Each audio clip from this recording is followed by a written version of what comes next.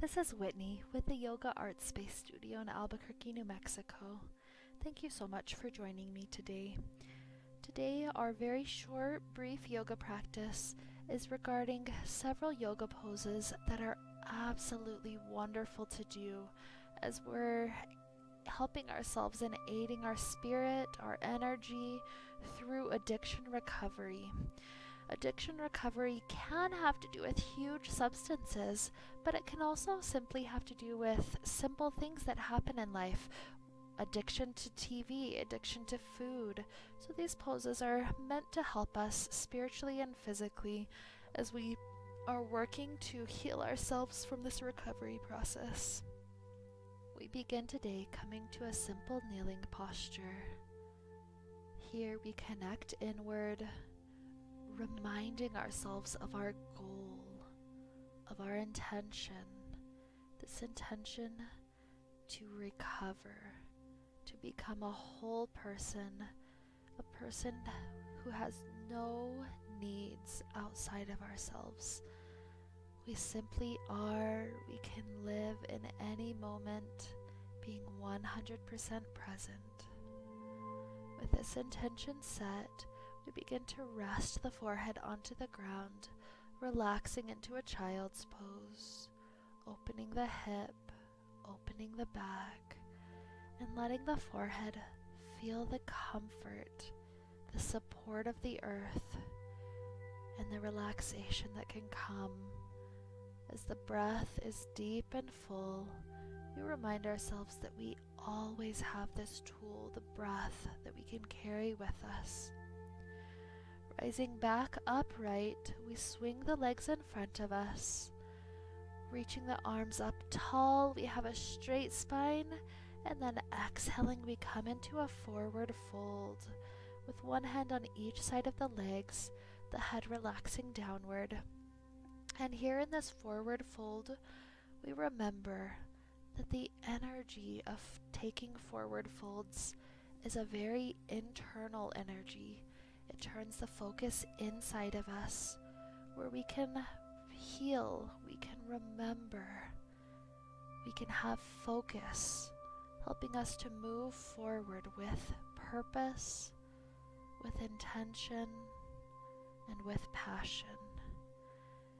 Now at this point, you may like to try coming just a little bit deeper, so lift up the chin, sliding the shoulder blades back behind you, relaxing forward for a few more breaths. Feeling the wonderful elongation as our boundaries inside of us are lengthened.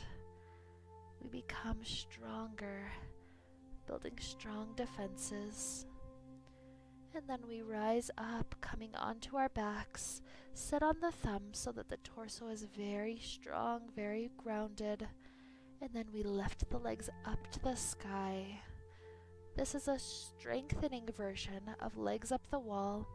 If your core is not quite strong enough, you can do this pose with the legs resting up on the wall. But here, if you're taking this pose on the ground, we feel the strength of the core growing, and we remember that it's with this personal strength that we can continue in our goals, continue forward onto the life that we know that we are capable of living. Eventually, we'll let the knees bend and we'll hug our arms around our legs, gently rocking the knees slightly to the left, slightly to the right, giving ourselves this hug. We know that we will support ourselves. We will find that support system, friends, family members, neighbors, groups, people around us who are supporting us in our goals as well. And lastly, we open up the arms to the left and to the right. The knees fall over towards the left. In twists, we can imagine detoxifying the body, opening up the spine, and allowing the spine to squeeze out any leftover residual toxins, and whether that's emotional or physical, that hold us trapped in these addictions. Let the knees rise and fall over towards the second side, enjoying the act of gravity holding you and helping you in this twist.